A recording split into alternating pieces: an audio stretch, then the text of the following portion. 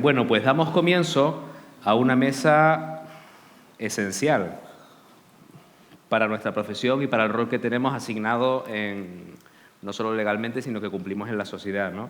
Una mesa que va a versar con los 6 ponentes que reflejan van a contarnos las comunicaciones libres que ellos han enviado a este congreso, y una mesa que versará sobre la información y la educación a pacientes.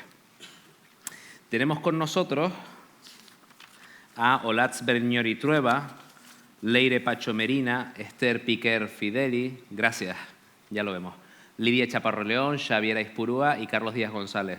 Van a contarnos pues, experiencias que realizan desde sus entornos de trabajo de lo más variado.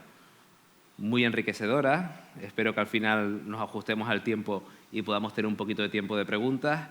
Y sin más dilación, empezamos con Olatz. Olatz Berniori es compañera farmacéutica, doctora en avances en medicina por la Universidad de Oviedo y especialista en farmacia hospitalaria y oncología farmacéutica. Olatz es amiga, además, farmacéutica en Bilbao y coordina la Comisión de Investigación y Servicios Profesionales Farmacéuticos del Colegio de Vizcaya. Pertenece a varias sociedades en el ámbito de la atención farmacéutica y de las ciencias médicas. Olatz, todo tuyo. Gracias, Paco. Muy buenas tardes a todos. A ver, espera.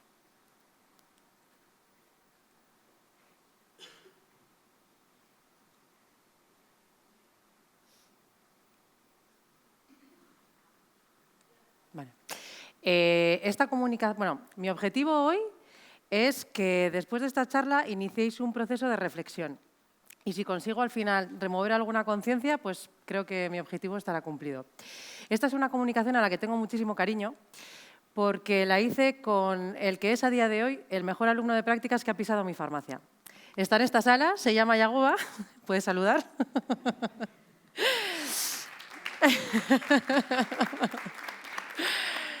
Yagoba y yo compartimos la vocación asistencial y compartimos la pasión por esta profesión que es la farmacia comunitaria. Y a lo largo de su proceso de formación debatimos mucho y reflexionamos mucho sobre muchísimos temas, pero uno que nos pareció especialmente importante fue el tema de la adherencia de los pacientes. Y claro, comentábamos lo difícil que es al final saber o medir realmente la adherencia de los pacientes. Y pensando en maneras de poder medir esto, claro, y al final pensábamos, bueno, a lo mejor hay que ir al principio de todo. Y el principio de todo es el retorno directo que tiene la farmacia de todo lo que dispensamos en el día a día. Y ese retorno directo es el punto SIGRE. Yo creo que todos tenemos claro que la acumulación de medicamentos en los domicilios es un peligro a muchísimos niveles. Es un peligro de seguridad del medicamento por errores, automedicación no responsable, confusión con las cajas, confusión con las posologías, indicaciones de medicamentos. Y luego también es un problema de farmacontaminación, porque la gestión de estos residuos de estos medicamentos es totalmente desconocida por los pacientes y también os diría que por parte de muchos farmacéuticos comunitarios. La farmacia es clave en la educación de los pacientes a la hora de concienciar y concienciar sobre este problema de seguridad a la hora de acumular medicamentos y, sobre todo, a la hora de enseñar a gestionar los residuos que producen. Cuando iniciamos este proyecto nos dimos cuenta que no existe nada con respecto a ningún estudio sobre el punto SIGRE. Como no teníamos nada en qué basarnos, empezamos con una primera fase de solo observación. Esa primera fase, en principio, iba a durar un mes, pero tuvimos que cerrarla en una semana, porque es una auténtica pasada la cantidad de medicamentos que depositan los pacientes en el punto SIGRE. Nosotros, a nivel demostrador, podemos intuir, ¿no? Bueno, vienen con frecuencia, traen las bolsas, pero es que hasta que no te paras a observarlo y a medirlo, no tomas conciencia de la magnitud que tiene esto. Primera bandera roja que os señalo ahí, porque yo ahí fue cuando me planteé, aquí, ¿qué está pasando? O sea, si no tenemos capacidad de gestionar esto. Iniciamos entonces, una vez que observamos todo esto, empezamos a tener claro qué era lo que queríamos preguntar a los pacientes. Y entonces empezamos una segunda fase en la que realizamos una pequeña encuesta cada vez que venían los pacientes a depositar los medicamentos. Fue una encuesta muy breve y muy sencilla porque los pacientes eran súper reacios a que les preguntáramos cosas. Entonces eran 4 preguntas súper básicas. ¿Por qué devuelves medicamentos al SIGRE? ¿En tu revisión has retirado solo lo caducado o también lo que no usas? ¿Por qué te han sobrado pastillas? Y finalmente, ¿realizas de manera habitual el reciclaje de medicamentos? tenemos proyectada una tercera fase, por eso pongo el signo de obras, que espero que os podamos contar en el siguiente congreso, que es la elaboración de un perfil de paciente con más riesgo de acumular y en el que pretendemos hacer una intervención proactiva por parte del farmacéutico. Bueno, pues iniciamos esta segunda fase, que duró aproximadamente 3 meses, reclutamos 96 pacientes, analizamos 591 medicamentos, se depositaron una media de 6,17 medicamentos por persona. Ahí no puse ninguna bandera, pero a mí es una cantidad que me parece alta, a mí personalmente, ¿eh? El 70,7% de los medicamentos eran financiados, en el 23,96% de los casos había por lo menos un medicamento sin abrir y de este 23,96, el 34,78% de los casos había más de 3 medicamentos sin abrir. Claro, yo veo esto y me viene a la cabeza un proyecto de un estudio piloto sobre integración de la farmacia comunitaria en el sistema sanitario, donde me dijo un médico de atención primaria que los farmacéuticos no pintábamos nada en la adherencia porque él ya veía en el ordenador cuando se llevaban las cajitas. Y claro, yo veo esto y digo, pues, no sé, tengo mis dudas, ¿no? Y luego también, ya no es solo a nivel de farmacia comunitaria, como profesionales sanitarios y como sistema sanitario, no sé si somos conscientes de en qué estamos invirtiendo los recursos y el esfuerzo. O sea, no, ya os digo que a mí esto me deja un poco... Yo creo que tenemos que reflexionar mucho. Bien, la primera pregunta, ¿por qué devuelves medicamentos al SIGRE? Como podéis ver, mayoritariamente fue revisión del botiquín, tratamiento terminado en un 22,9% y fallecimiento solo el 3,1%. ¿Has retirado solo lo caducado o también lo que no usas? Veis que mayoritariamente solo se retira lo caducado, porque somos muy proclives a no, por si acaso, yo me lo guardo. Lo que no uso solo en un 11,5% de los casos, es un porcentaje muy bajo, y envases vacíos solo en el 3,1%. Esto lo que indica es un total desconocimiento del paciente sobre cómo gestionar los residuos de los medicamentos, porque tanto cajas, prospectos, blisters vacíos, colirios vacíos, todo tiene que ir al SIGRE. Y obviamente va a la basura. ¿Por qué te han sobrado pastillas? En más de la mitad de los casos se había prescrito más de lo necesario. Tratamiento no terminado en el 5,2%, cambio de dosis en el 9,4% y olvido de tomas en el 1%. Este porcentaje obviamente es mayor porque el paciente es muy reacio a admitirte que se olvida de tomar la medicación, ¿vale? ¿Realizas de manera habitual reciclaje de medicamentos? El 40,6% no. Este porcentaje es mayor porque no tengo para olvidar una señora que traía una crema caducada en el 98 y contestó que sí revisaba habitualmente los medicamentos. Bueno, ya os digo que esos porcentajes yo creo que son distintos, pero bueno. ¿Qué tipos de medicamentos se depositaron en el SIGRE? Analizamos los medicamentos en función de la clasificación ATC, que conocéis todos. Principalmente fueron para patologías agudas, que es lógico, ¿no? Al final la patología aguda, luego no lo tomas, te lo guardas en casa, se te termina caducando. Al final un tratamiento crónico, tú por mucho que acumules cajas de un tratamiento crónico, siempre las vas a acabar utilizando. Principalmente fueron para el sistema nervioso, dentro de los cuales fueron mayoritariamente analgésicos como el paracetamol y el metamizol. Sistema digestivo fueron principalmente úlcera y reflujo, omeprazol, pantoprazol. Sistema muscular, como podéis ver, 82,7% antiinflamatorios, principalmente AINES, ibuprofeno, naproxeno, diclofenaco. Y finalmente sistema dermatológico, donde destacaron los antifúngicos. Como conclusión, un elevado porcentaje de hogares almacenan medicamentos y no realizan una revisión periódica de sus botiquines. La farmacia comunitaria es clave en la educación del paciente, consiguiendo que no se acumulen medicamentos en los hogares, disminuyendo los errores y aumentando el conocimiento que tienen los pacientes sobre su tratamiento.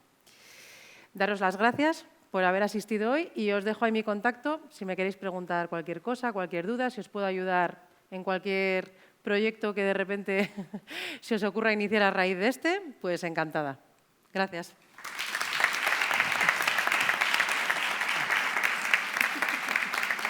Muy bien, muchas gracias, Olatz. La verdad es que me surgen preguntas viendo lo que has expuesto de cuáles son los pasos siguientes, o sea, porque has tipificado perfectamente el problema, lo que estabas viendo, pero cuánto hay que hacer ahí detrás, ¿no? Y qué estrategia seguir estructuradamente. Muy bien, seguro que luego surgirá alguna pregunta al respecto, para que nos des pistas. Bien, a continuación tenemos a Leire Pacho Merino, que es licenciada en farmacia, máster en dermofarmacia y formulación cosmética.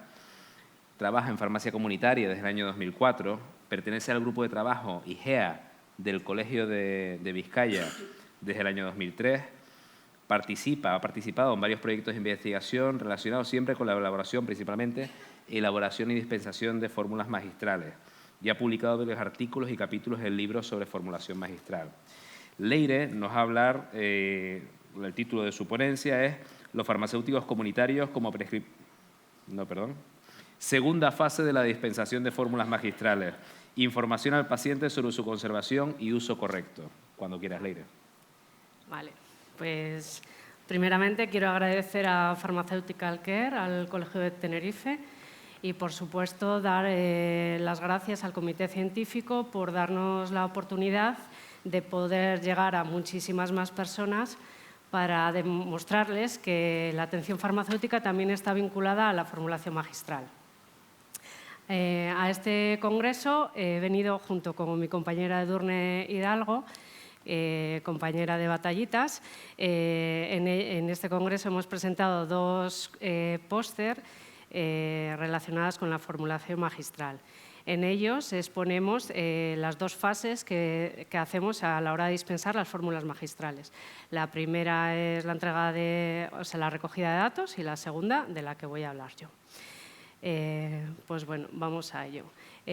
Como he dicho, vamos a asociar la atención farmacéutica a la formulación magistral y para ello vamos a definir la propia atención farmacéutica. Vemos que en la atención farmacéutica es la participación activa del farmacéutico para asegurar una correcta dispensación y un seguimiento farmacoterapéutico, colaborando siempre con médicos y otros profesionales sanitarios para conseguir una mejora en la calidad de vida del paciente. Eso es lo que es la atención farmacéutica. Pues, ¿cómo lo podemos asociar a la formulación magistral? Nos vamos a ir a la propia fórmula, a la propia definición de la fórmula magistral. Hablando de formulación magistral, muchos podemos pensar, pues bueno, pues ahora podemos hablar de un montón de aspectos galénicos, pero no es el caso. Lo que vamos a hacer es hablar de la formulación magistral como una herramienta en la atención farmacéutica y ayer un compañero nuestro, la verdad es que definió a la fórmula magistral como una herramienta en la humanización y me pareció una idea maravillosa. Tenemos una herramienta en la farmacia que podemos utilizar para realizar eso a las personas que entran a la farmacia. Pues bueno, vamos a ver la definición de fórmula magistral, comparándola con atención farmacéutica. Pone que lo tiene que hacer es la participación activa del farmacéutico. Claro, o sea, lo hace un farmacéutico o farmacéutica bajo su dirección, en la que evalúa una prescripción y elige el excipiente adecuado. Otra parte importante en la definición es que dice que tiene que haber un contacto directo entre el médico y el farmacéutico. Eso es vital para realizar una correcta prescripción. Mi compañera Edurne, la semana pasada, tuvo la gran oportunidad de impartir un taller práctico a los médicos de la Universidad Pública del País Vasco. En ellos les describió los distintos excipientes que se utilizan en formulación y a la vez les dio la oportunidad de esa comunicación entre farmacéutico y médico para realizar una correcta prescripción conociendo bien cuáles son los excipientes que podemos utilizar a la hora de hacer una fórmula magistral. Pues bueno, podemos ver que en la dispensación de la fórmula magistral hay dos fases, como he dicho. Primera fase es la recogida de datos en la que se evalúa la seguridad, eficacia del tratamiento y una segunda fase que es la entrega de la información oral y escrita al paciente, asegurándonos que se den la información necesaria para una correcta utilización y conservación de la fórmula magistral. Como he dicho antes, en esta ponencia nos vamos a basar en esa segunda fase de la dispensación de la fórmula magistral. A lo contrario con lo que existe con el medicamento industrializado, en ese se adjunta un prospecto en el que no interviene el farmacéutico o farmacéutica que entrega la fórmula magistral.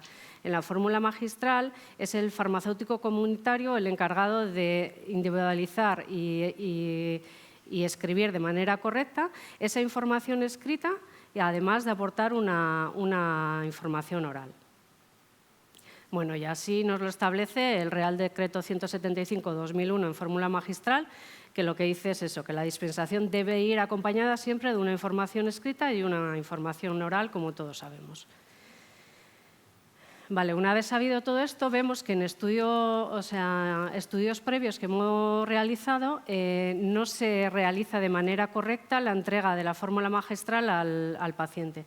Para ello, desde el 2020, en el grupo IGEA del Colegio Oficial de Vizcaya, realizamos un montón de intervenciones, encuestas, formación, publicaciones, con el fin de mejorar la práctica profesional farmacéutica.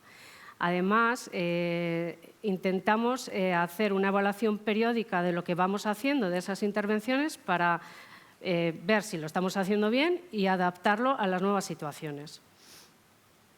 Este año, en 2023, realizamos un proyecto cuyo objetivo fue conocer en qué medida se daban a los pacientes la información necesaria para la correcta utilización y conservación de la fórmula magistral a los pacientes que acuden a las farmacias de Vizcaya. Para ello realizamos un estudio observacional transversal con un cuestionario ad hoc en el que miramos los resultados y analizamos las respuestas. Bueno, pues conseguimos todos estos datos y vimos que una vez que evaluamos todos, vimos que en el 85% de los 3 ítems evaluados, que es tanto la entrega del prospecto como el refuerzo oral o la información sobre la conservación de la fórmula magistral, se había superado eso que queríamos conseguir.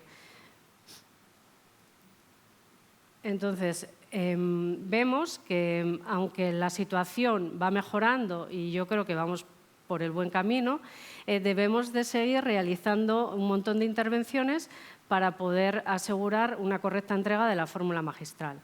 De hecho, ahora estamos trabajando en el grupo IGEA en la revisión de prospectos que ponemos a disposición de todos los compañeros y compañeras farmacéuticos y farmacéuticas a través de la página web del Colegio Oficial de Vizcaya.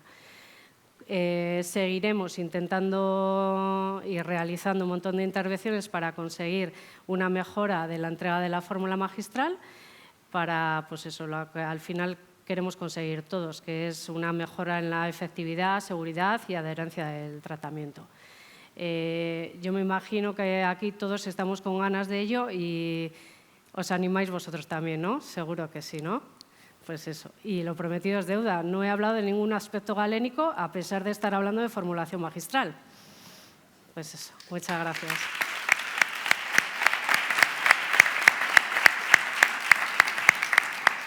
Muchas gracias, Leire.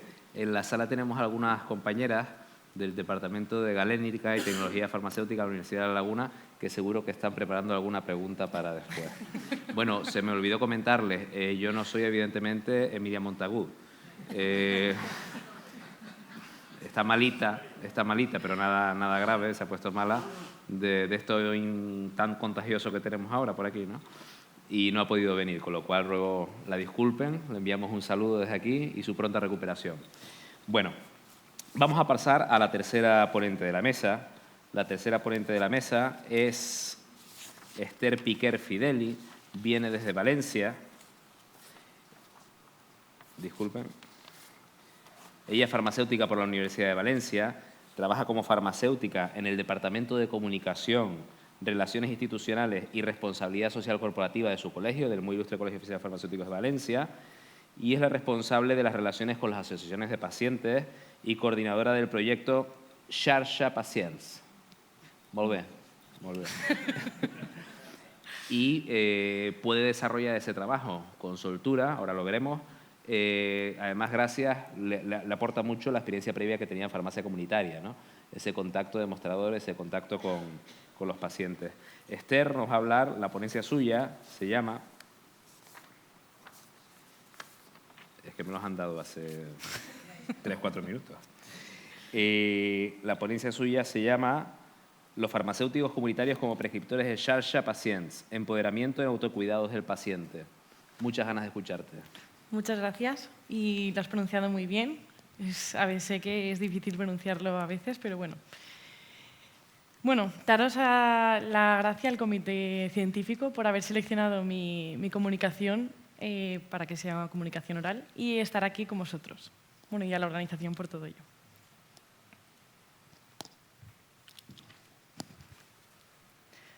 Vale, pues os voy a hablar de Xarxa Pacients, que es el proyecto con el que trabajo día a día, ¿vale? Y voy a centrarme un poco en qué significa el paciente activo, ¿vale? Que es el centro de nuestro proyecto. El paciente activo, por su nombre, como dice su nombre, incluye tanto el propio paciente que tiene una enfermedad crónica como los familiares y cuidadores que rodean a este paciente. Entonces, se ha visto que los pacientes activos sienten esa necesidad de mejorar en su calidad de vida al involucrarse un poco más en su enfermedad y en su autocuidado. Por eso, esto supone ciertas ventajas para la sociedad. ¿Qué podría dar o qué podría proporcionar un paciente activo a la sociedad? Pues simplemente el hecho de que esa persona se sienta parte de su recuperación hace que mejore su salud, su bienestar y su autoestima. Asimismo, también esto deriva en que las personas tienen una disminución en la limitación para realizar actividades cotidianas. Y esto también finalmente deriva en que se reducirían los ingresos y las complicaciones hospitalarias que pudieran tener estos propios pacientes si tuvieran algún tipo de complicación, claro. Entonces, aquí surge MICOF. Entonces, MICOF, ¿qué podía hacer con todo esto? Lo bueno del muy ilustre, ¿vale?, de nuestro colegio, es que tiene relación con más de 65 asociaciones de pacientes y 15 ONGs. Entonces, para que el MICOF pudiera aprovechar y ensalzar estos convenios y ayudar a las asociaciones de pacientes, la vocalía de responsabilidad social corporativa creó Xarxa Pacients. Xarxa Pacients, para los que no seáis valencianoparlantes, ¿vale?, es red de pacientes, para que así lo entendamos todos. Y es un programa colaborativo de educación para la salud entre el MICOF y las asociaciones de pacientes. Por lo que, en fin, es como una escuela de pacientes al uso. ¿Cómo podemos conseguir que Xarxa Pacients funcione? Lo que queremos nosotros desde Xarxa Pacients, lo que estamos haciendo y trabajando en ello, es que los pacientes activos, dar a conocer el proyecto entre los pacientes activos. ¿Cómo? Sobre todo centrándonos en nuestra página web, que es www.xarxapacients.es, en la que los pacientes se inscriben, se dan de alta y se inscriben a los cursos y formaciones complementarias que nosotros les proporcionamos en una agenda. Entonces, en esta página web que tenemos aquí, que podéis consultar luego, tenemos información de libre acceso. Esta información, la información incluye pues, la descripción de la propia patología, una agenda con todas las actividades que estamos realizando desde el colegio, así como también infografías y documentos multimedia para que puedan, dirigidos a población general, para que ellos puedan tener una mayor información acerca de su patología. Además, hay un pequeño apartado dentro de la web en la que se llama experiencias, ¿vale? Y es en la que muchos de los pacientes, tras haber realizado los cursos de formación, han querido expresar su opinión y la mayoría, por decir todos, expresan su gratitud porque están súper contentos de haber podido participar en estos cursos y que su asociación le haya dado la oportunidad de dar a conocerlo y que estén más agrupados. Luego también, dentro del propio perfil de usuario, una vez que se dan de alta, tenemos las guías de pacientes formadores y información complementaria y específica. Tengo que recalcar que estas guías, en su mayoría, han sido cedidas por la Escuela de Pacientes de la Escuela Andaluza de Salud Pública, aunque otras han sido de elaboración propia. Los pacientes, y para asegurar que los pacientes acuden a Xarxa Pacients, se realiza, bueno, los farmacéuticos comunitarios desde las farmacias identifican a los pacientes con enfermedades crónicas que están incluidas dentro de este proyecto y les derivan al proyecto. Eso por un lado. Y luego, por otro lado, están las asociaciones de pacientes con las que tenemos relación y luego los profesionales sanitarios y a través de los medios de comunicación también les derivan producen un flujo de pacientes que hace que todo funcione. Vale, ¿en qué se basa el proyecto? Tenemos dos metodologías de formación. La primera es cursos entre pacientes, entre iguales, y las formaciones complementarias con profesionales sanitarios. ¿Qué proporciona esta formación? Nuestro objetivo es formar a pacientes con una misma enfermedad, crear una fuente de información fiable en la que los pacientes puedan consultarnos y no tengan dudas a la hora de leer la información, porque hoy en día lo que hemos visto es que a través del COVID ha habido muchísima desinformación y gracias a fuentes de información fiables ellos pueden identificar la realidad de lo que no lo es. Y además ellos nos van comunicando a través de las formaciones necesidades que ellos consideran importantes para su patología y vamos cubriéndolas poco a poco. Vale, en primer lugar tenemos los cursos de pacientes, entre pacientes, en la que ellos intercambian experiencias y conocimientos al convivir con la enfermedad.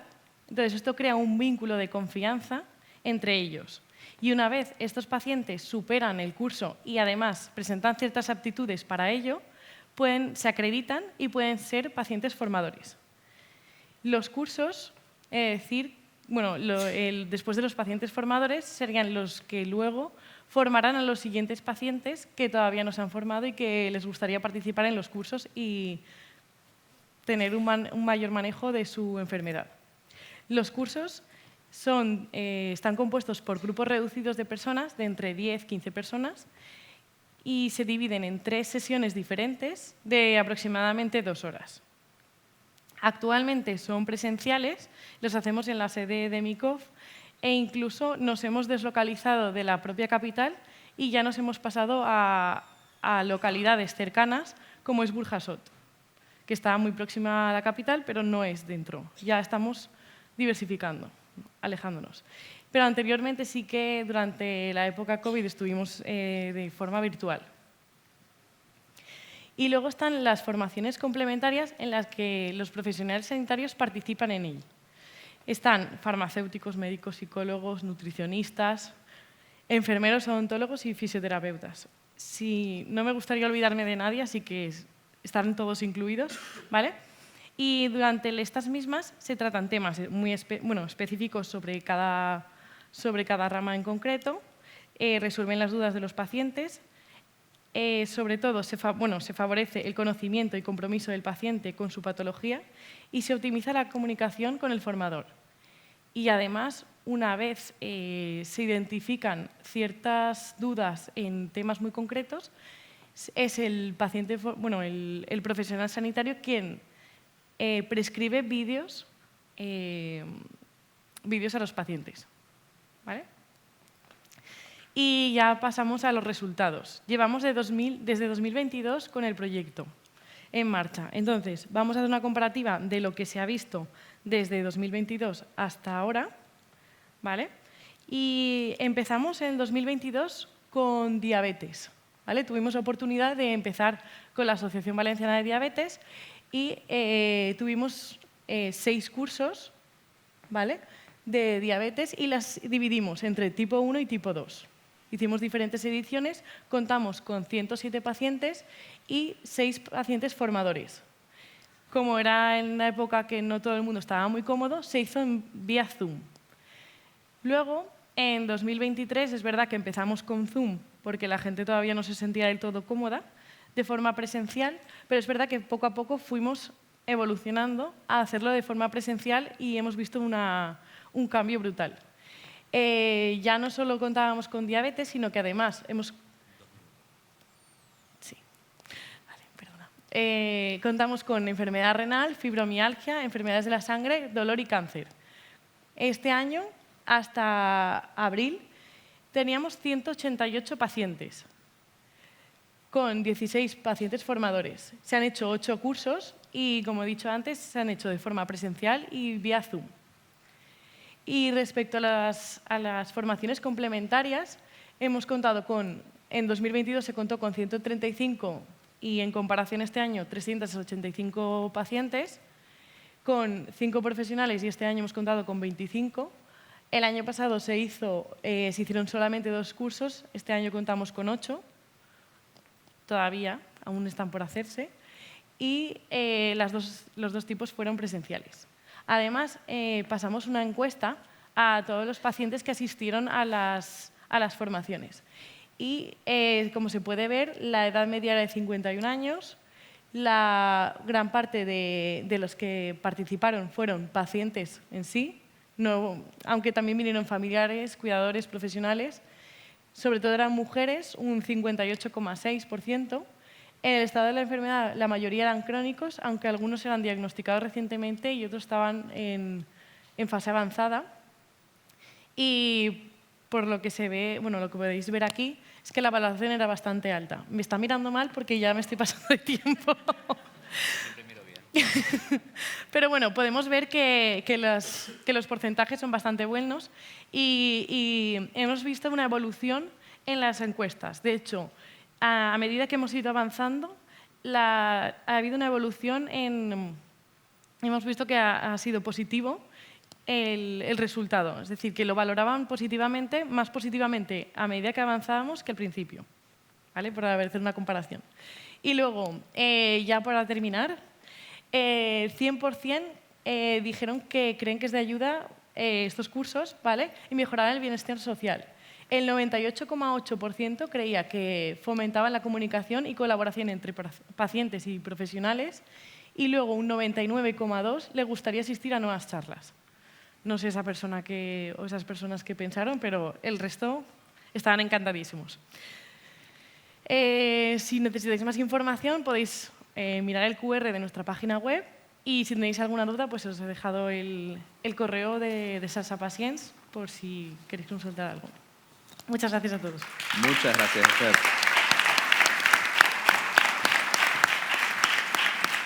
Muy interesante la experiencia y el camino que estáis recorriendo. Nos vamos hasta Guipúzcoa ahora, porque tenemos a Xavier Aizpurúa Arruti. Kaixo. Xavier, como yo, bueno, yo soy licenciado, él es graduado porque es evidentemente mucho más joven que yo, graduado en farmacia por la Universidad de Navarra, compartimos alma mater, y ahora mismo estás haciendo el doctorado en investigación y evaluación de medicamentos en la UPV, en la Universidad de País Vasco. Trabaja como farmacéutico en el equipo técnico del Colegio Oficial de Farmacéuticos de Guipúzcoa y participa, como en el ámbito investigador, en proyectos relacionados con la adherencia, uso y seguridad de los medicamentos. Hoy nos va a compartir su presentación sobre intervenciones y notificaciones de reacciones adversas desde la farmacia comunitaria en el servicio de seguridad y uso de medicamentos sujetos a seguimiento adicional. Cuando quieras. Bueno, lo primero agradecer a Fundación Pharmaceutical Care por poder estar aquí hoy y luego también quiero agradecer a todas las farmacias participantes que vais a ver en las diapositivas por todo el trabajo que han realizado. Como ha dicho Paco, bueno, no voy a repetir el nombre tan largo, pero yo os voy a hablar sobre un tema que muchas veces en la farmacia comunitaria se nos olvida, ¿no? Que es la farmacovigilancia. Nos vamos a centrar en los medicamentos de seguimiento adicional. Los medicamentos de seguimiento adicional de su seguridad, ¿no? Porque al final vamos a analizar la seguridad, son medicamentos que requieren datos o estudios posteriores a la autorización de ese medicamento, ¿no? No voy a mencionar todos los medicamentos, pero tendríamos, por ejemplo, los medicamentos biológicos, medicamentos que necesitan más estudios a largo plazo, etcétera, etcétera. Como ejemplo, en la diapositiva podéis ver, se caracterizan por ese símbolo de un triángulo negro invertido. Y en este caso podéis ver ahí el dispositivo que en la farmacia muchas veces se dispensa, ¿no? Entonces, el farmacéutico comunitario en la farmacia dispensa diariamente este tipo de medicamentos, ¿no? Por lo que nosotros, para realizar este estudio, pues creímos que es un profesional sanitario clave a la hora de intervenir, ¿no? O identificar sospechas de reacciones adversas de este tipo de medicamentos. ¿Qué hicimos en Guipúzcoa para eso? Pues lo que hicimos es crear un nuevo servicio de seguridad y uso de los medicamentos de seguimiento adicional. En este caso, analizamos un poco las patologías mayoritarias que teníamos en Guipúzcoa y nos centramos en 3 patologías, que serían la diabetes mellitus tipo 2, patologías cardiovasculares y enfermedad pulmonar obstructiva crónica.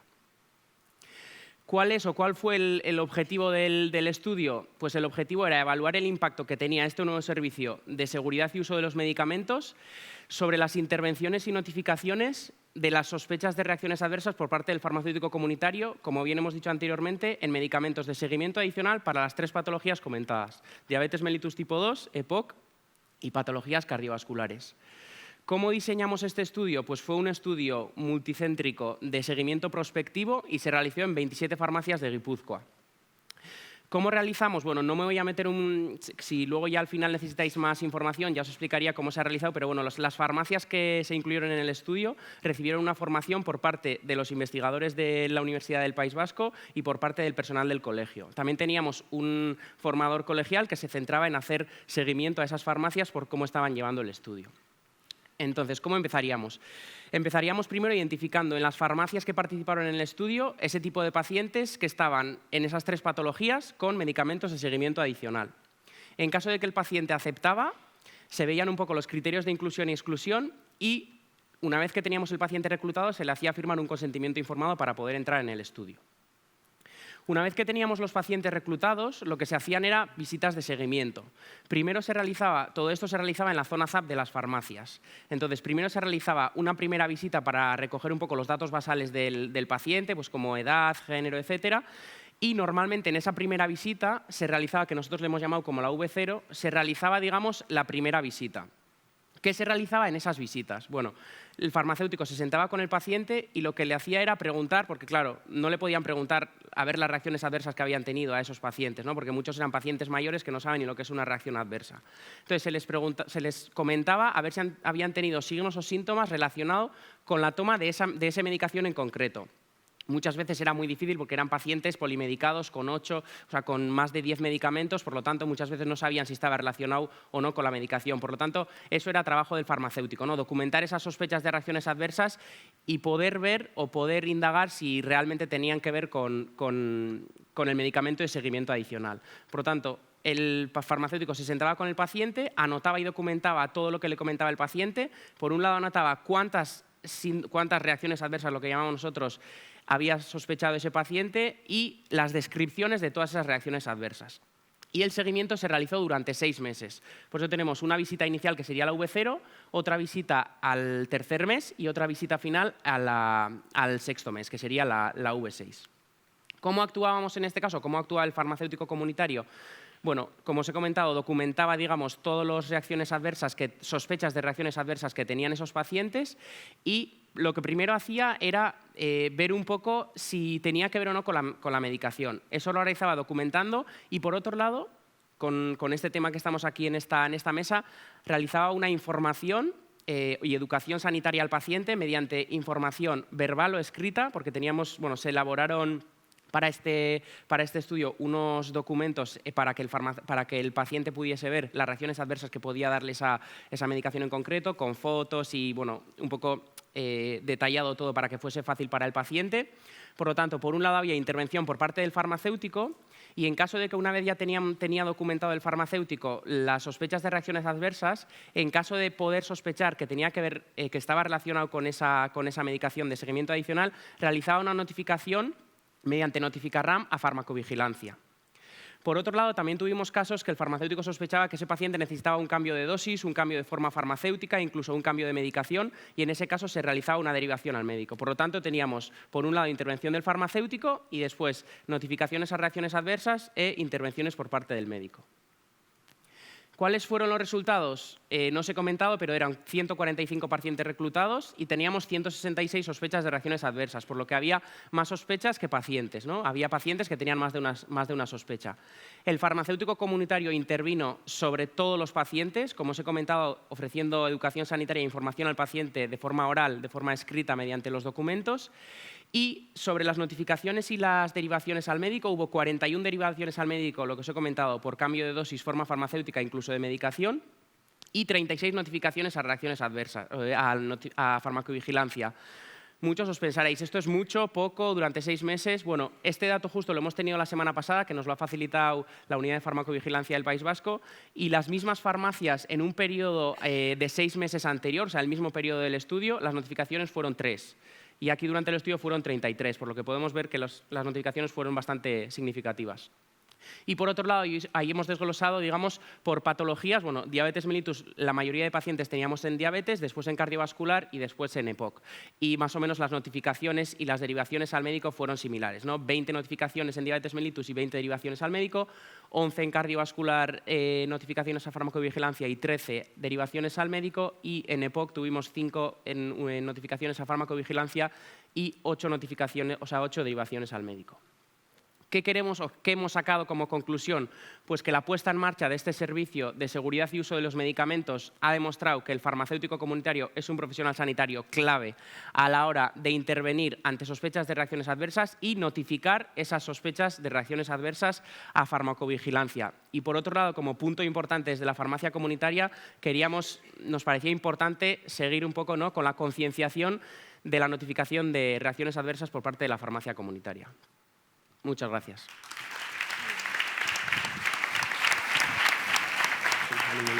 Muchas gracias, Xavier.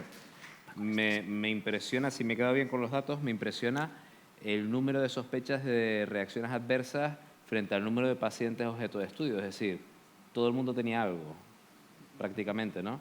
Con lo cual, huelga mucho trabajo que deberíamos estar haciendo por ahí, ¿eh? Seguro que surgirán preguntas luego en la parte de preguntas, ¿vale? Muy bien, pues damos paso ahora a Lidia Chaparro, que es compañera que viene desde Guadalajara. Ella estudió farmacia en la Universidad de Alcalá y ahora mismo está haciendo su doctorado en el programa de doctorado en farmacia en la Universidad de Granada. Lleva trabajando en el Colegio de Farmacéuticos de Guadalajara desde el año 2004, siendo la responsable de los servicios profesionales farmacéuticos en el mismo, ¿no? Es muy conocida porque pertenece a la Red Foco Nacional y ha participado, es que hemos coexistido muchas cosas, ¿no? En proyectos de investigación del Consejo, como son el CONSIGUE a lo largo de estos últimos años, Adherencia Med, Concilia Medicamentos y el proyecto Conóceme de CEFAC. Participa asimismo en varios grupos y proyectos de investigación relacionados con el sistema personalizado de dosificación. Y su ponencia, su trabajo, el que nos va a explicar, versa sobre el impacto provincial del programa Conóceme, comprende el medicamento, descubre el farmacéutico. Cuando quieras. Muy bien. Buenas tardes a todos. Nada, lo primero, pues agradecer al Colegio de Farmacéuticos de Tenerife, a la Fundación Pharmaceutical Care y al Comité Científico que me den la oportunidad de poder contar de viva voz este póster. Antes de comenzar a contarles la publicación que traemos desde el Colegio de Guadalajara, quería hacerles una reflexión para contextualizar un poco el proyecto. ¿Cuántos de ustedes no se han encontrado en una conversación informal con familiares, amigos, conocidos y han detectado un desconocimiento de conceptos muy básicos de los medicamentos? Por ejemplo, el lugar en el que se guarda el botiquín en una casa, por qué no se pueden manipular los medicamentos, las diferencias entre analgésicos tan elementales como el paracetamol y el ibuprofeno y que además se encuentran en la mayoría de los hogares españoles, bueno, o del mundo, el uso y el mal uso y el abuso de los antibióticos. Seguro que si lo piensan han estado presentes en alguna conversación donde han detectado algún pequeño error o un mal uso de los medicamentos. Pues lo que tenemos que reflexionar es que todos nosotros, en algún momento de nuestra vida, somos potenciales consumidores de medicamentos, ya sea de una manera esporádica o de una forma crónica. Y entonces nosotros creemos que la educación desde la adolescencia debería de inculcarse en los centros educativos como parte de la programación didáctica si se quiere instaurar un uso racional del medicamento, un uso correcto del medicamento. Y este es el espíritu del proyecto que vengo a contar hoy, que los adolescentes interioricen conocimientos muy básicos, elementales, sobre el uso racional del medicamento que les van a servir a lo largo de toda su vida. Les presento la tercera edición del programa Conóceme. Es un programa que tiene como lema Comprende el medicamento, descubre al farmacéutico. Lo promueve la Sociedad Española de Farmacia Clínica, Familiar y Comunitaria, SEFAC. En él colabora el Colegio de Farmacéuticos de Guadalajara. Bueno, participa y colaboran los laboratorios CINFA y pretende educar y formar en el uso correcto de los medicamentos, especialmente de los antibióticos, desde la adolescencia y así conseguir un uso racional a medio y largo plazo. Bueno, este es el póster que hemos presentado. Les invito también a entrar a la aplicación y poder verlo. ¿Y qué objetivos se puso el Colegio de Farmacéuticos de Guadalajara? Pues a ver, dos objetivos fundamentales. El primero, impartir estas intervenciones educativas sobre el conocimiento de medicamentos como una actividad complementaria en el programa educativo, principalmente de tercero de la ESO, pero también llegamos a cuarto de la ESO y a primero de bachillerato. Y además queríamos alcanzar un gran impacto de participación de los centros educativos de nuestra provincia de Guadalajara. No nos conformábamos con llegar a 3 o 4 institutos. Nos pusimos manos a la obra y lo primero que hicimos fue presentar este proyecto en la Delegación de Educación. A la reunión pues, acudió nuestra presidenta, Conchita Sánchez, la acompañamos las 2 coordinadoras provinciales del proyecto y nos recibió el delegado de Educación. El delegado de Educación, como buen microbiólogo, apoya y además está encantado con este proyecto desde hace un par de años. Y se mandó desde la Delegación de Educación una carta a todos los directores de los centros educativos de la provincia de Guadalajara informando en qué consistía el proyecto y donde iba un boletín de inscripción pues, para los centros educativos que estuvieran interesados en participar. Y nosotros, como colegio, ¿qué necesitábamos? Pues un ejército de farmacéuticos que salieran a los centros educativos a impartir estas charlas. Reclutamos un total de 33 farmacéuticos voluntarios que los formamos en 4 sesiones formativas. Una vez que los centros educativos habían recibido la información y se habían interesado y se habían inscrito, pues nos pusimos de manera telefónica, o sea, en contacto con ellos de manera telefónica, pues un poco para explicarles más en detenimiento la dinámica de estas sesiones. Además, teníamos que pedir la autorización de los padres de los alumnos participantes. Había que calendarizar las sesiones educativas, es decir, poner de acuerdo a los farmacéuticos y a los centros educativos horas casuísticas para poder acudir a los centros educativos. Y este es un proyecto que se está haciendo a nivel nacional, como les he dicho antes, lo promueve SEFAC y se hace a través de una plataforma. Entonces es fundamental registrar estos centros educativos, las aulas, para el buen desarrollo de las sesiones. Y por fin llegamos a realizar estas intervenciones educativas a través de esta plataforma Conóceme. Es verdad que el curso escolar anterior nosotros tuvimos que hacer estas intervenciones educativas desde finales de abril hasta mediados de junio, teníamos poquísimo tiempo para realizarlo y la dinámica era similar, se daban 2 sesiones por aula y lo ideal es que estas sesiones pues, se hicieran en semanas consecutivas. En las sesiones lo que se hacía era, primero se pasaba un cuestionario preformación, que lo que nos hacía un poco es conocer de qué conocimientos partían estos alumnos sobre los medicamentos. Luego se hacía una formación que duraba entre 30 y 35 minutos. Esta formación era muy interactiva. Aquí lo que primaba es que pues, el alumno participara, se intercalaban vídeos, se hacían partes prácticas y acabábamos la sesión con el mismo cuestionario post-formación. He de decirles que los resultados del impacto de estas intervenciones educativas en este momento se encuentran en explotación, ¿vale? ¿Qué hacíamos en la primera sesión? Pues en la primera sesión les hacíamos llevar a los alumnos un envase vacío de un medicamento de uso común que tuvieran en casa y trabajábamos con ellos sobre todo pues la composición del medicamento, los pictogramas que aparecen en la caja del medicamento y que dan mucha información, que localizaran el principio activo, entre otras cosas. Y en la segunda sesión trabajábamos más el proceso del uso de los medicamentos y en la última parte se hacía un pequeño juego con las diferencias entre el paracetamol y el ibuprofeno a través de sus prospectos. Como les he dicho, durante estas 2 sesiones se intercalaban 4 vídeos formativos, uno de manipulación de comprimidos, otro de vía oral, otro de antibióticos y resistencias bacterianas y el último de pauta posológica. Y una vez acabadas las 2 sesiones, se mandaba a los directores de los centros educativos y a todos los profesores que nos habían acompañado una guía práctica para el uso adecuado de los medicamentos. Esta era una guía electrónica y la idea es que pues la tuvieran tanto profesores como alumnos, como padres, pues en cualquier momento si querían volver a repasar pues toda la teoría que se había dado en estas formaciones. ¿Y qué resultados obtuvimos en la provincia de Guadalajara? Pues llegamos a un 45% de los centros educativos. Les repito que lo hicimos entre el 13 de abril, entre finales de abril y mediados de junio. Fue un esfuerzo de verdad grande. Llevamos a 17 centros educativos, nos movimos en entorno rural, urbano, fuimos a centros públicos, concertados. 33 farmacéuticos voluntarios de Guadalajara impartieron un total de 130 sesiones educativas, llegamos a 74 aulas. Como les he dicho al principio, nuestro grueso fue tercero de la ESO, llegando a 68 aulas, pero también impartimos estas sesiones en cuarto de la ESO y en primero de bachillerato. 1.730 alumnos fueron formados en estas sesiones y nos acompañaron 60 profesores, los cuales también nos confesaron que habían aprendido cosas sobre el medicamento que desconocían. ¿A qué conclusiones podemos llegar? Pues por un lado, que el apoyo de la Delegación de Educación de Guadalajara fue fundamental para llegar a todos los centros educativos de la provincia y permitió alcanzar este 45% de los centros educativos en apenas 2 meses.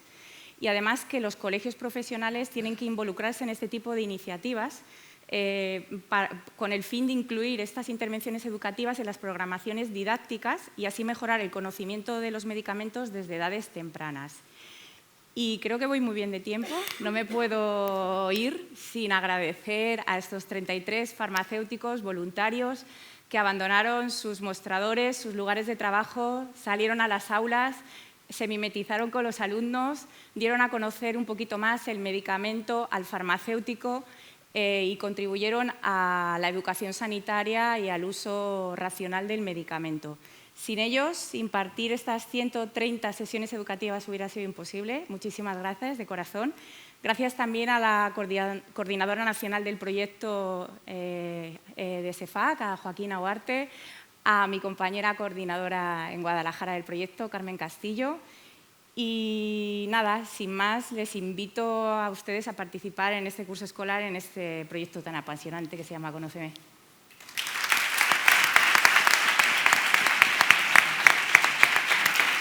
Muchas gracias, Lidia, más por lo conciso que ha sido y respetando el tiempo. Muchas gracias. Bueno, pues yo no sé qué es lo que tiene de aburrido la ingeniería, que es el segundo ingeniero que tenemos en esta sala que ha optado por la farmacia como segunda vida. Tenemos a Carlos Díaz, que es compañero farmacéutico desde el año 2013, farmacéutico comunitario aquí en Tenerife, tras una vida como ingeniero de telecomunicaciones por la Universidad Politécnica de Madrid. Él es tesorero de nuestro Colegio de Farmacéuticos de aquí, de Santa Cruz de Tenerife, y a su vez también sigue siendo profesor tutor en la UNED del Centro Asociado de Tenerife desde el año 2000, sigue ejerciendo como árbitro en la Junta Arbitral de Consumo de la Comunidad Autónoma de Canarias en el ámbito de las telecomunicaciones y, bueno, y más cosas relacionadas con sus dos profesiones. Carlos nos va a hablar del programa eValor, información de calidad en la dispensación de los medicamentos desde la farmacia comunitaria. Buenas tardes. Vamos a encender las luces, Paco, porque veo a alguno que está ya dando cabezadas, ¿eh? Muchas gracias a la organización. Gracias por el... Señores, servicios profesionales farmacéuticos asistenciales. Me lo tengo que repetir 20 veces porque siempre se me olvida alguna de las palabras. Hay uno que es fundamental, que está intrínsecamente unido a la palabra farmacia y que además está remunerado, aunque al menos indirectamente. ¿Cuál es? Dispensación, ¿no? ¿Digo yo? Ah, bien. Bueno, pues la dispensación la hacemos todos los días, la hacemos magníficamente bien. ¿Y qué se nos ocurría? Que ahora que hemos evolucionado hacia el mundo digital, pues vamos a intentar buscar herramientas que favorezcan y que mejoren la dispensación, la información que le damos a los pacientes, ayudar al farmacéutico a mejorar la información que le podemos dar a los pacientes. Entonces, se nos ocurrió que aprovechando una herramienta nueva, que es la receta electrónica, aprovechando que tenemos los sistemas en el colegio, que sabemos la dispensación en el momento que ocurre, pues ¿qué se nos puede ocurrir de información que podemos mandarle a la farmacia en el momento de la dispensación de un determinado medicamento con unas determinadas condiciones, a un paciente en unas determinadas condiciones? favorecerle que lo hagan. Bien, pues se nos ocurrió eso, decirle, oye, vamos a mandar mensajes. Es fácil, la idea del programa de valor es muy sencilla, tú estás realizando viene un paciente, te viene en la receta electrónica, le sale una medicación específica y aparece un mensajito sobre esa medicación. Ahora veremos sobre qué podemos actuar. Parece sencillo, luego la implementación es un poquito más complicada. Tenemos muchos programas de gestión en las farmacias y hay que hablar con ellos para decirle, oye, te vamos a mandar una trama de que puedes sacar un mensajito, ya entro en mi parte tecnológica y hay que sacar allí de alguna manera una serie de cosas. Tienes que ponerte de acuerdo con todos y hacer unos cambios en tu plataforma de receta electrónica dentro del colegio, ¿vale?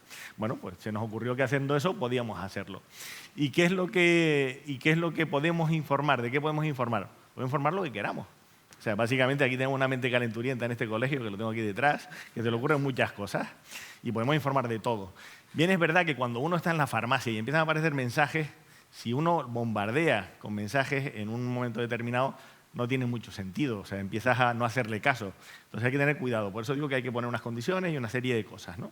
Entonces lo que se nos ha ocurrido en un programa que estuvimos en piloto en unas pocas farmacias y pusimos mucha información. Es decir, por poner un ejemplo, venía una persona que tenía una medicación para dormir, hemos hablado de las benzodiazepinas. Oye, pues vamos a darle un poquito de información de cuáles son los hábitos saludables. CEFAC tiene algunos documentos que son muy buenos sobre este tipo de cuestiones, pues tenemos un PDF, le podemos dar la información a la persona sobre ello. Entonces podemos mandarle un mensaje, ese mensaje me lleva a otra plataforma donde me sale el PDF y le digo al señor, oiga, ¿me da usted su dirección de correo? ¿Quiere que le envíe información para que usted pueda mejorar o que su medicación le sirva para un poquito mejor o que la tome de otra mejor manera? Nos da su número de teléfono y le podemos mandar un SMS con la información o se la leemos allí o estamos con él y se la podemos decir, ¿vale? Pero creímos que eso en el programa piloto tuvimos muchas cosas en una farmacia, pero al final hemos decidido salir en producción con una serie de vídeos sobre todo para medicamentos que son de difícil manejo. ¿Cuáles son los que tienen más difícil manejo que se nos ha ocurrido? Los inhaladores. Mucha gente no sabe utilizar correctamente los inhaladores porque el médico no se lo ha dicho bien, porque se lo dijo que sí lo entendía y luego no lo entienden. Los prospectos son un poquito complicados. Entonces, bueno, todos tenemos a mano algún vídeo, alguna historia que podemos hacerlo. Bueno, pues aquí llega uno en la farmacia, le sale el mensajito de este señor tiene un inhalador específico, el Revar, el Ellipta, el que sea. Te aparece el mensaje, lo mandas a una plataforma donde puedes verle el vídeo de cómo se utiliza y le puedes pedir eso para mandarle el enlace y que lo vea en casa tranquilo, ¿vale? De hecho, esto a mí me pasó una vez en la farmacia y esto fue un error. Es decir, llega un señor que decía que le habíamos dado un bote vacío, un inhalador vacío, porque él decía, yo lo he dicho un montón de veces y no sale nada. ¿Vale? Entonces, se había tomado 4 o 5 dosis del mismo medicamento sin saber que efectivamente lo tenía. Y tenía una taquicardia encima. Ahí hemos fallado todos. Hemos fallado en la farmacia por no preguntarle si sabía utilizarlo. Ha fallado el médico porque no se lo explicó adecuadamente. Y entonces, ese tipo de cosas tenemos que intentar evitarlas de cualquier manera, ¿no? Bien, hemos puesto inicialmente todos los inhaladores. Hemos puesto también últimamente la forma de inoculación de las heparinas. ¿Y cuáles son las condiciones que vamos poniendo? Bueno, pues que no le aparezcan muchos mensajes a la farmacia en el día, porque te van a molestar, o sea, realmente al final no tienes. Que al mismo paciente no te aparezca el mensaje, porque ya les has explicado alguna vez cómo se utiliza el inhalador. Podemos ponerle una repetición cada cierto tiempo, puedes poner las condiciones que quieras. Esa es la ventaja de la plataforma tecnológica que podemos utilizar, ¿vale? Y podemos ir introduciendo más cosas, podemos poner mensajes de tipo administrativo. Oye, este medicamento sale de la financiación el próximo mes, yo qué sé, cualquier historia que a uno se le ocurra, ¿vale?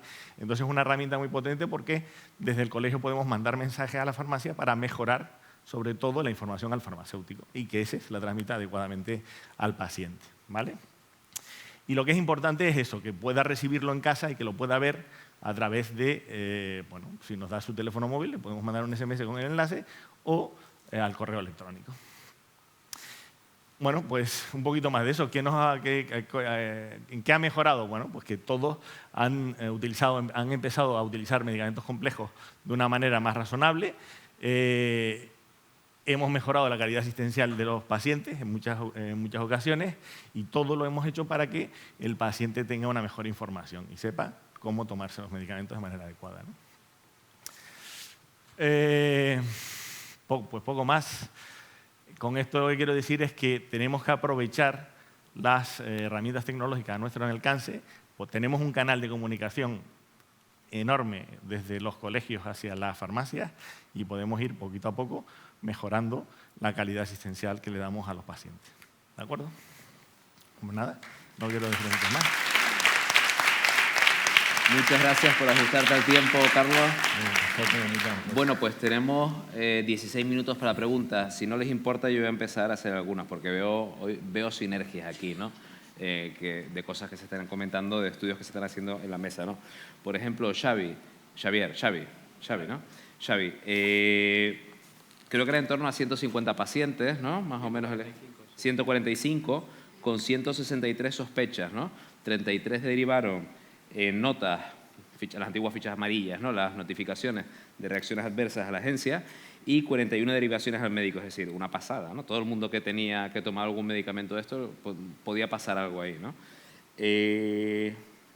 Me gusta mucho, creo que es muy potente porque genera evidencia real sobre el uso de estos fármacos innovadores o fármacos que necesitan ese seguimiento adicional, pero no me gusta tener que estar pendiente en la farmacia de ver el símbolo en el cartonaje para darme cuenta sobre qué fármaco tengo que actuar. Es decir, yo me pondría en contacto con Carlos, por ejemplo, para que automatizadamente en todas las farmacias que quisieran dar ese servicio, que es brutal el resultado de registro sobre el universo de pacientes que tienen, ¿no? Automáticamente me marcará, sobre este paciente hay que hablar, sobre este paciente hay que hablar. O sea, no darte cuenta, sino que el propio sistema, cuando vas a dispensar un medicamento, te diga, oye, sobre este paciente hay que hacer esto, ¿no? No es pregunta lo que te estoy haciendo realmente, ¿no? Sino un poco reflexión de unir esto. La pregunta es, ustedes, con lo potente de los resultados, ¿qué han pensado a futuro? Es decir, ¿qué evolución le ven a esto? Porque abre un mundo en el que de 3 notificaciones del mes anterior, del periodo de estudio anterior, 6 meses antes, a 36 ha multiplicado por 12. Muy potente. Lo que queríamos era ampliarlo al resto de farmacias de nuestra provincia, que luego también sea aplicable al resto de comunidades autónomas y, sobre todo, lo que he comentado, ¿no? Concienciar un poco a la farmacia comunitaria. Nosotros, como comentábamos, en la formación que les dimos a las farmacias ya sabían los medicamentos que iban a tener, por lo tanto no tenían que estar pendientes del símbolo porque solamente estudiamos en 3 patologías. Lo ideal sería también trabajar otras patologías que tienen medicamentos de seguimiento adicional para que los resultados sean mejores. ¿Qué hacer con estos resultados? A ver, muchas veces esas farmacias, ahora lo que no tenemos todavía, queremos ver 6 meses post a ver cómo han sido esos resultados, como 6 meses anteriores ya los tenemos, todavía hemos solicitado, pero nos han dado esos 6 meses siguientes para ver que esas farmacias que han participado en el proyecto, de verdad, esa formación les ha servido, esa concienciación acerca del medicamento de seguimiento adicional para ver esos resultados a los 6 meses siguientes, ¿verdad? Si esos resultados a los 6 meses siguientes de esas farmacias son malos, pues igual tendríamos que plantearnos que igual durante el estudio sí que funciona, pero después va muriendo. Entonces, habría que mirar eso. Muy bien, pues estaré pendiente porque me interesaría ver si no decae ese interés. Ojalá. Y se sostiene, es muy interesante, ¿eh? Creo que es una vía muy importante de seguir investigando y seguir mirando, ¿eh? Leire, tengo alguna pregunta para ti. Me llama la atención, observo, no sé, coméntame un poco, porque tú eres farmacéutica comunitaria. Sabes mucho de fórmulas, escribes libros sobre formulación magistral y has dicho algo que me ha llamado mucho la atención, es decir, que intuyo que cuando dispensamos una fórmula en la farmacia, el estándar de calidad de la dispensación es mejor que con un medicamento industrial, ¿no? O sea, ¿nos esmeramos más en informar al paciente? No. Nosotros lo que queremos intentar es que esa dispensación de la fórmula magistral se haga de manera adecuada. Sí. Y vemos que habitualmente, a raíz de todas las intervenciones que estamos haciendo, está mejorando. Pero vemos que falla mucho. A la hora de la dispensación de un medicamento industrial, viene alguien con la receta, con su prescripción en receta electrónica y, pues como ha dicho Xavi, pues vemos interacciones y podemos atender bastante bien a nuestros pacientes, ¿no? Miramos interacciones, le podemos hablar de ello. Pero hay muchas veces que vemos que compañeros nuestros, a la hora de dispensar una fórmula magistral, bien sea por desconocimiento o no sé, porque es un medicamento individualizado y no sabemos muy bien cómo hacerlo, cómo dar esa información, carecemos en esa información. Entonces, nosotros lo que queremos es, con todas esas intervenciones, hacer llegar a todas las farmacias que la dispensación de la fórmula magistral se tiene que hacer de forma adecuada, lo mismo que hacemos un medicamento. Vale, pero tienes en torno, creo recordar, parámetros que medías, un 50, 60, 70% de entrega de información adecuada al paciente, es decir, la mitad de la gente no lo hace pues perfecto, más de la mitad de la gente de los compañeros lo hace guay, ¿no? En el sentido de... ¿Y tú crees que, retomo lo de antes, ¿y tú crees que en los medicamentos industriales lo hacemos mejor? Un 50% de los pacientes se van bien informados con este es tu medicamento para la tensión, ¿sabes cómo te lo tomas? Yo creo que lo tenemos interiorizado y es más fácil. Pero a la hora de no la... lo estamos midiendo. Bueno, no lo hemos medido. Bueno, no lo sé si hay algún estudio hecho. Es lo que me ha llamado la atención porque tú quieres mejorar la calidad, o queréis mejorar en el Colegio de Vizcaya, ¿no? La calidad de dispensación del medicamento individualizado, perfecto, pero es que igual también tenemos el otro cosa por hacer que no estamos midiendo, ¿no? No sé. Puede ser, puede ser. Esther, me ha gustado mucho y voy a dejar tiempo para que la gente pregunte también, porque si no pregunto yo solo.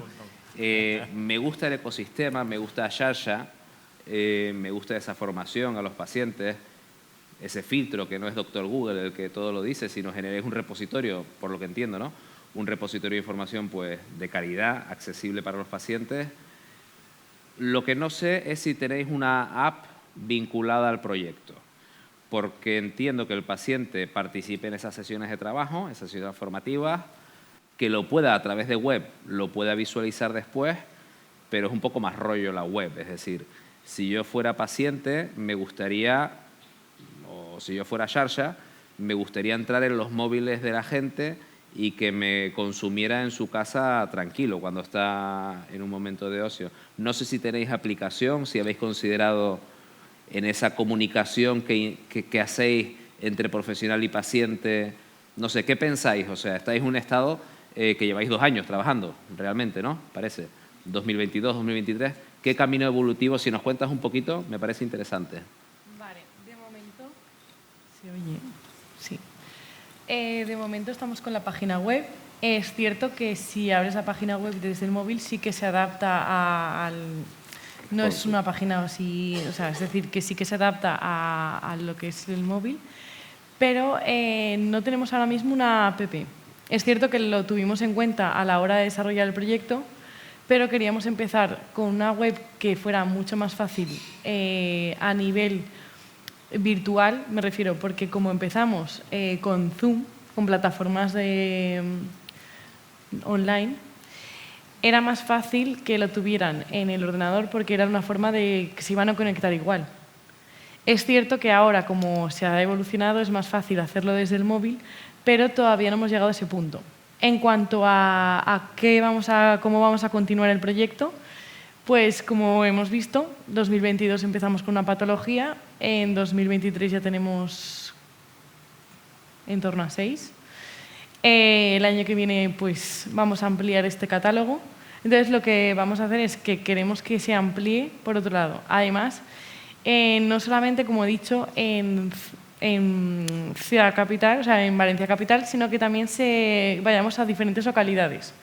Hemos empezado por Valencia, hemos continuado por Burjasot, que es una localidad cercana, bastante próxima, pero es cierto que nos gustaría que en cada localidad los pacientes no tuvieran que desplazarse tan lejos para poder acceder a estos cursos y hacer estas intervenciones, sino que tuvieran la oportunidad de comunicarse con otros pacientes próximos a ellos. En cuanto a la app, pues como ya te he dicho, es posible que más adelante se desarrolle, pero no puedo contar nada más todavía. Muy bien, muy bien. En el próximo congreso veremos la evolución. Sí. El temporizador que estamos viendo está mal, porque yo no llevo reloj, creo que son las 5, en torno a las 5, ¿no? Sí. Con lo cual deberíamos ir terminando. 2 preguntas del público, por favor. ¿Tenemos tiempo para un par de preguntas? Sí, por favor, por allí.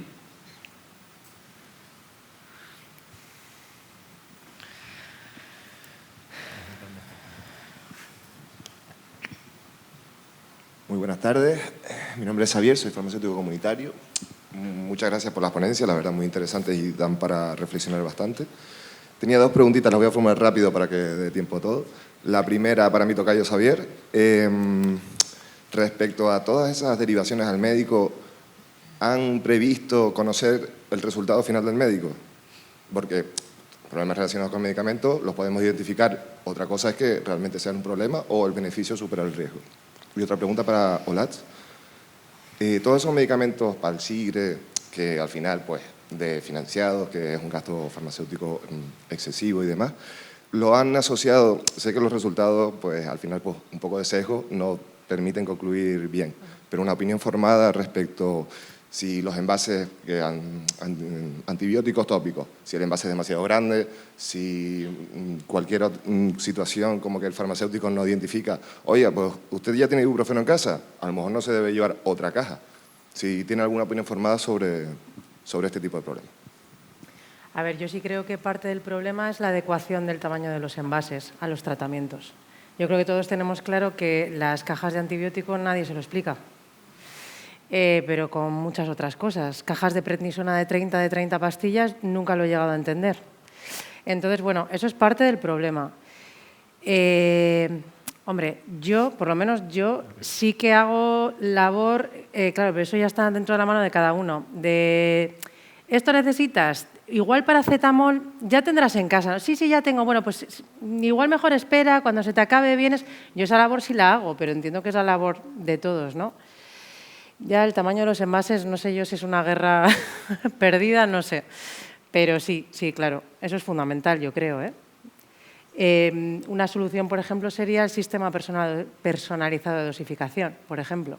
Podría ser una solución para todos esos tratamientos. Que tú, claro, el SPD al final lo tenemos muy asociado a patología crónica, pero tú puedes hacer un SPD, un tratamiento de antibiótico de 7 días, o un tratamiento de desescalada de corticoide, por ejemplo. El problema es el coste de la elaboración del SPD frente al coste del envase de los 30 dosis de amoxicilina o lo que sea. Xavi, por favor. Y vamos terminando.